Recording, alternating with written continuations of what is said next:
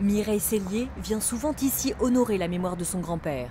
Il figure parmi les 225 Beauquerrois tombés au combat pendant la Première Guerre mondiale. Mon grand-père, Raymond Artaud, qui était le père de ma maman, qui est mort à 30 ans le 23 décembre 1914, c'est-à-dire au tout début de la guerre. Bonjour Véronique. Ce jour-là, Mireille veut montrer à son amie Véronique des documents très rares. Après l'armistice, des familles américaines viennent en aide à quelques orphelins de guerre. Sa mère a eu cette chance, elle a pu s'offrir un avenir, une machine à coudre. Pendant 19 ans, cette marraine a continué d'envoyer de l'argent à ma maman.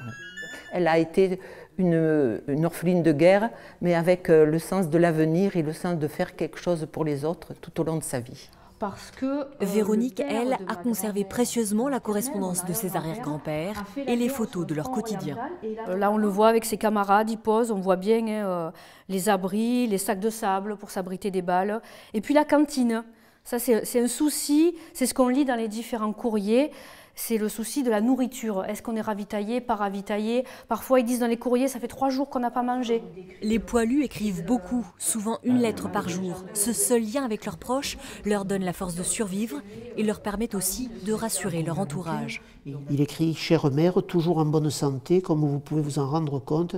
Je vous envoie la photo de ma maison, mais sûrement cela ne vaut pas celle de Beaucaire. » Oui, moins confortable et moins chauffé, oui. Ils dorment en effet dans ce camion. En plus d'être une collectionneuse, Véronique Martin travaille pour la communauté de communes. On a ces baraquements, tu vois, regarde. Et ici, apparemment, c'est bâti de branchages, de bâches.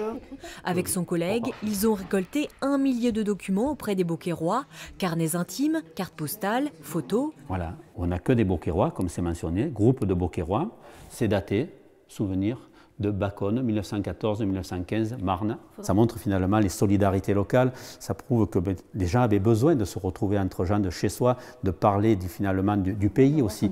Une fois triés, ces trésors de la Grande Guerre seront exposés en septembre prochain.